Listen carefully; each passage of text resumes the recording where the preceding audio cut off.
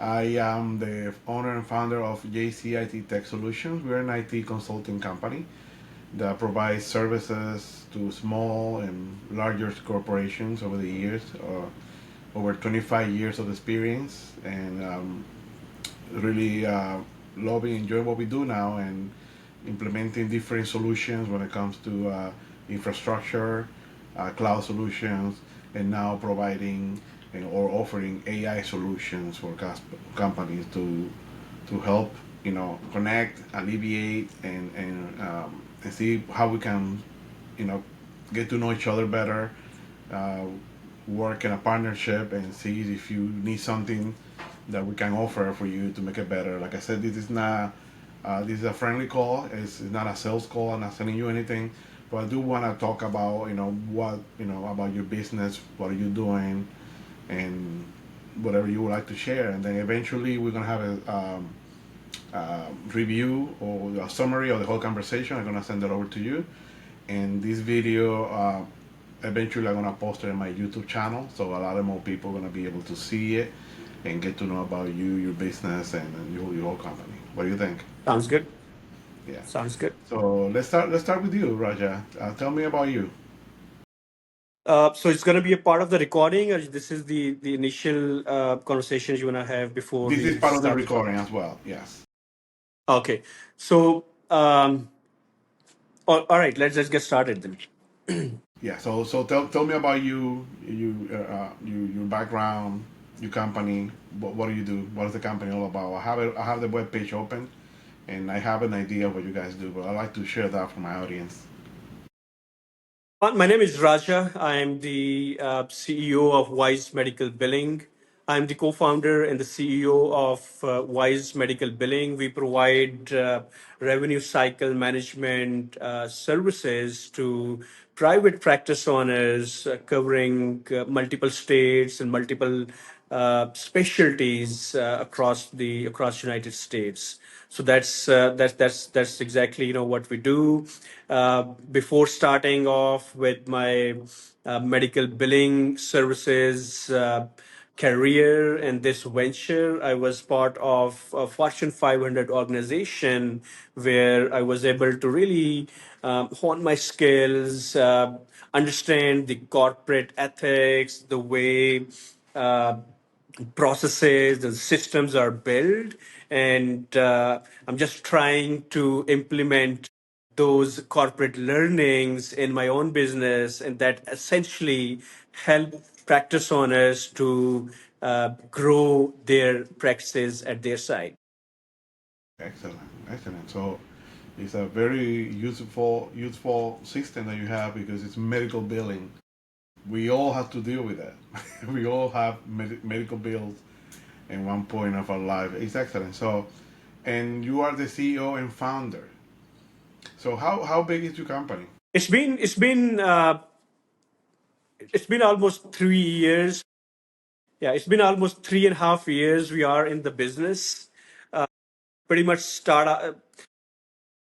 it's so now we are at a stage where we are really growing up, and we are scaling our product offerings, our service offerings, and at the moment we are pretty much dealing with different practices, and as part of our journey, we have covered so far. Now it's time to carry on and expand your geographical presence, as well as offering towards many other specialties we were not really covering in the last almost 3.5 years. So now we are expanding our portfolio and moving on towards different specialties and targeting helping where we can help the practice owners, especially in the remote areas where we have really noticed there's a huge gap in terms of talent availability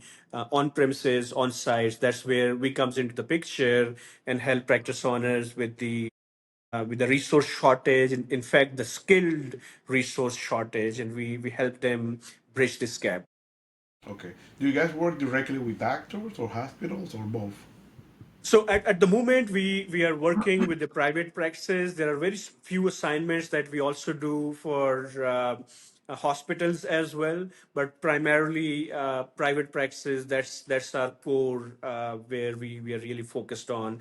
As I mentioned, like we are growing, we are scaling up our offerings. So we are extending our offerings towards the hospital niche as well in near future, starting 2026, and that's what the plan looks like. So you guys have a plan. And what do you see was a what we call what is going well for your business and what is not going so well that you would like to improve? Let's start with the first one.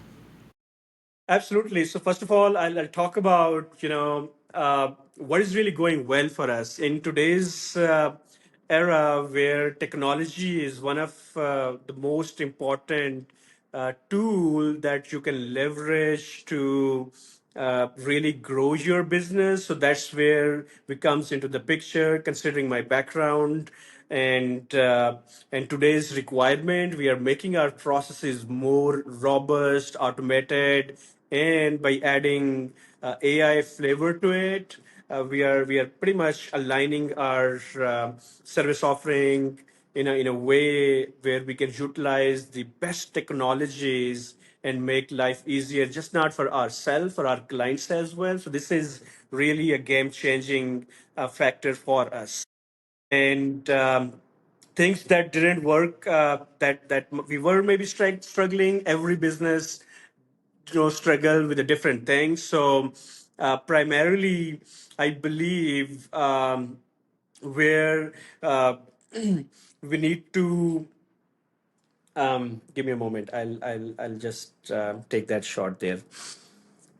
Take your time. One of the things that really do not work, and now coming back to the point where we might be struggling with somehow, that is pretty much the awareness part, I would say, where some of our prospects, the clients, they're not tech savvy, and that's where we have to go extra mile to make them understand the importance of tech, and also making sure they utilize it somehow, because it's kind of a collaborative approach between the billing team and the practice office providers team itself.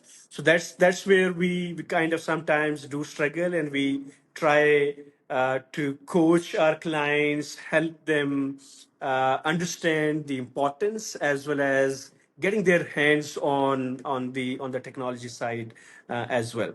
Yeah, I'm pretty sure that's challenging, right?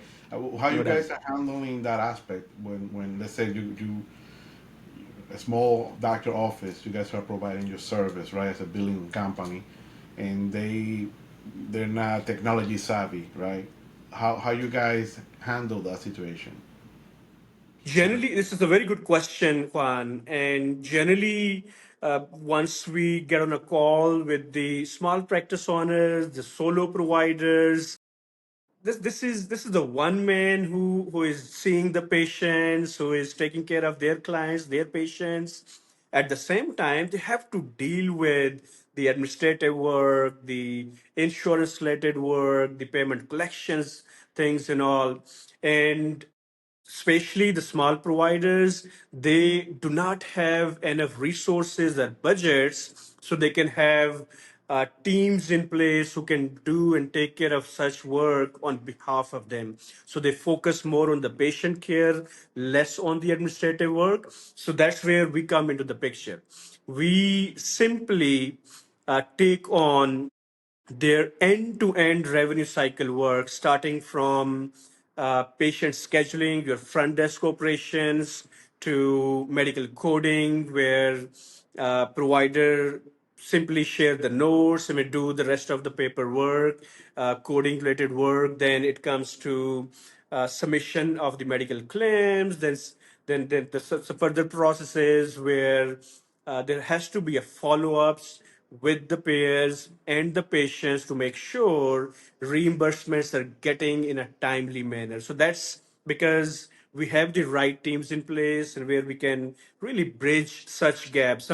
We really have some of the clients who are not tech savvy at all.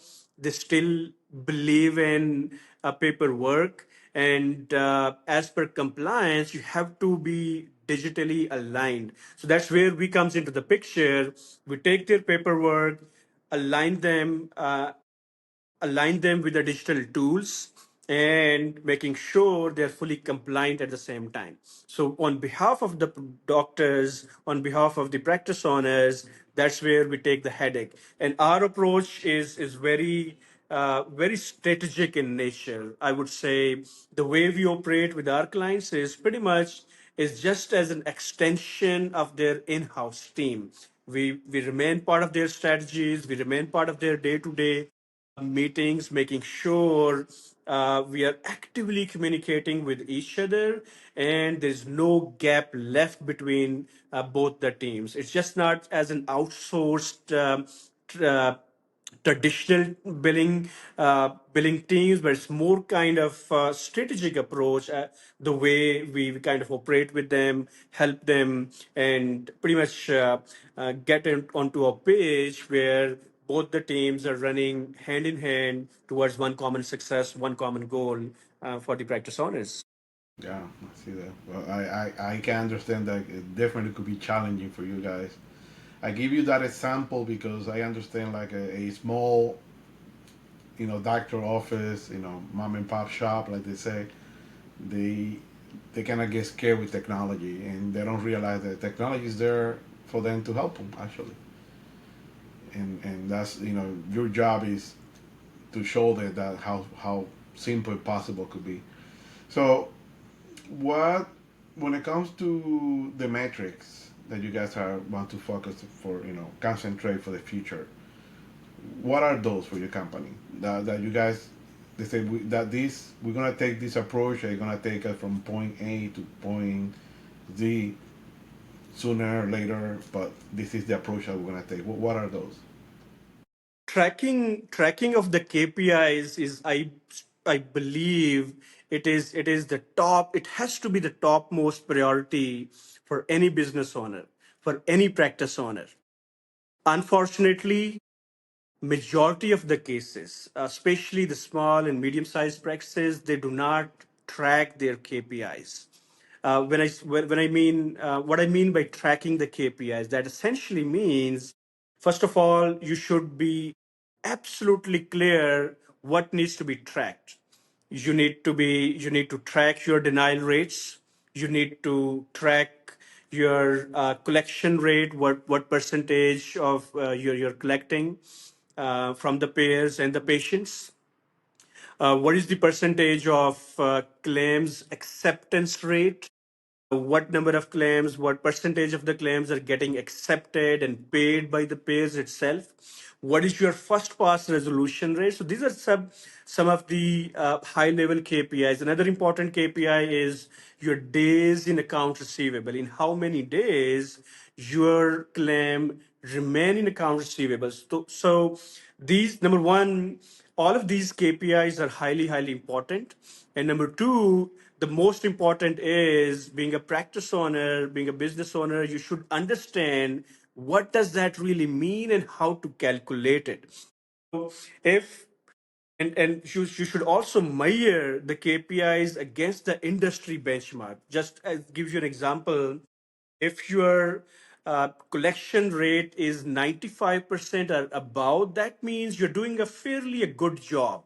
And if your denial rate is less than 5% or 5% or less than that, it's an acceptable number. But if you are really your denial rate is really less than 2%, that means your numbers are thriving. So once you compare your current standing with the industry benchmarks against these KPIs, that will give you like absolute clarity whether you are performing well or not, in fact. So if you're not performing well against the KPIs, you're not achieving those numbers, that essentially means there are some gaps in the process that needs to be fixed. So you identify the gaps, identify the root cause of it, what is actually causing you're unable to achieve the KPIs, and simply fix it, fix the process, fix the gaps, and prevent such errors happening again. So that's the way. That's how you can achieve those numbers and achieve the KPIs and make your practice towards the success. Interesting. How you guys actually, because I can see that KPIs tracking is critical for your business, right? And how you guys keep a track of those, make sure that they're, you know, in good standard, like you say, 95% at least. How you guys do that? So, of course, in order to track the KPIs, we are keeping a analytics dashboard, which is a customized dashboard for us, which is a customized dashboard for our clients. That just not talk about two or three major KPIs, but we really give them a holistic picture against the industry benchmarks. There is an MGMA standard that really talks about what is the acceptable benchmark against each one of these KPIs. So we measure our performance against those KPIs. So we give them very transparent reporting through the analytics and the dashboards we prepare for them. Number one, and number two, we hold regular monthly meetings with our clients to discuss the performance. So we explain them what it is, why, how we are meeting these KPIs, and why we are not meeting those KPIs, if any, what is causing that problem, and how exactly we are going to fix it. So we come up with with an approach that help them understand the clear performance related to our clients itself. Very well. So monthly meetings with your client. Huh? So you guys, that's you guys spare time to work with your clients directly to make sure you know they're getting the service that they're paying for and their KPIs and everything else is in order. I see that. So And this is important, Juan. I mean, if you keep your clients blindfolded, I mean, you just keep talking about things but not the core numbers. That means you're not really building a good relationship. It's all about, as I mentioned in the beginning, our approach is very strategic in nature. I mean, we work as their any in-house team works with them, or any professional team, the way professional team works for their clients, with their clients. I mean, that's how we operate. We minimize the communication gap. We minimize uh, the reporting gaps generally we see in the market, because majority of the practice management tools do not provide in-depth reporting. They do provide surface level details, but in-depth reporting are missing. So that's where we comes into the picture, where we decode each and every detail, customize those reports, and provide a detailed summary and drill down reports that show them exactly what they should be looking at. and I'm sure those reports are very critical. And like you say, it help you establish the trust and relationship with your customer, which you need it in order to succeed in this business, in any other business. So you mentioned it, you guys are using AI automation already, and you got some of that stuff in place. What kind of automation you guys have that you're using that is helping you as Agentic AI plays a very important role, especially in today's world. It has evolved a lot, and as part of our offerings, we have embedded some of these solutions, and we are very clearly making a leap there, moving ahead step by step in strengthening our in-house processes. This really helps us not only making our processes more efficient, but also get us the higher approval rates, higher claim approval rates, and eventually that help our clients when where they can get the faster cash reimbursement, and with the higher claim paid ratio, less denial rate. This will actually leads to higher revenues. Even 1% can make a big difference in terms of the dollar amount at the end of the day. Yeah, that's actually correct. I mean, AI, one aspect of AI, like automation, is here to help us to definitely make our life easier. And business wise, the translating to revenues, how much money we can save, and we can save to our customers as well. Are you interested in expanding your AI environment and adding more automations to make your company more efficient and make your life a little easier? Absolutely, absolutely, and this is the right time to really excuse. Thank you. So okay, so well, and this is where we come in place. I mean, our company, uh, we offering especially automated solutions customized for each client, what they need, what they're looking for. And this is the way for me to connect with you to see how we can have some kind of partnership if you're interested, and get to know what kind of products we can offer you and what do you need. It's what do you need and what we can build, and we can try to see if that will work for your company. What do you think? Absolutely, we're open to all such collaborations. See, what is the goal here? I mean, it's important to understand the way we see that. It's important to solve the core problems in the marketplace. What are the core issues that clients are facing, what are physicians are facing, what are practice owners are facing, what are the hospital members are facing. So that's the if there's a need in the market, there are clear gaps in the market, and if our objective is really to come up with the offerings that helps just not help as an organization, but also help our partners, our affiliates, and our clients at the same time. So we would love to collaborate on all such offerings that we can where we can add value and make it available for the broader public. Yeah, that will be great. So let's do this. I'll need you to think about different situations or different workflows or different uh, pain points that you would like to automate in your company. That would like to, if we can automate this process, it will save us first money, save us time, and save us. It will make us more efficient if we be able to provide better service to our customer. So I need you to think about that so we can, you know, meet up again and discuss, what do you need, and start working what can we offer you and your company, so those things can be implemented, and definitely take a full advantage of the AI solutions. What do you think? Absolutely, I'm open to it. Okay, excellent, Raja. It was definitely a pleasure talking to you. If you know anybody besides your company who can benefit from AI as a solution, automation, for example, just it definitely will be. I'll be more than open to work with them as well. And definitely, I really appreciate your time. Thank you for participating in this podcast. Where are you located? You're welcome, Juan. Thanks for having me. I'm currently based in Pakistan at the moment. I'm traveling back to US later in January next year.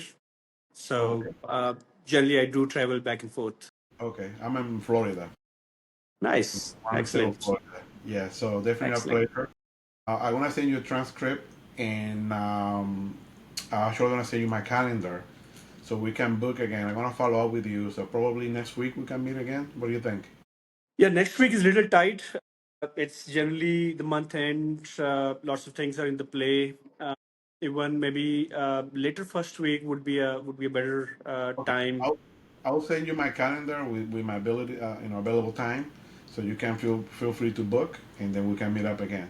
I think Sounds good. this was a very good conversation. We definitely, I think we can have a good future here. Thank you, Juan. Really appreciate it. Have a great night. Take care, buddy. Yeah. Bye bye.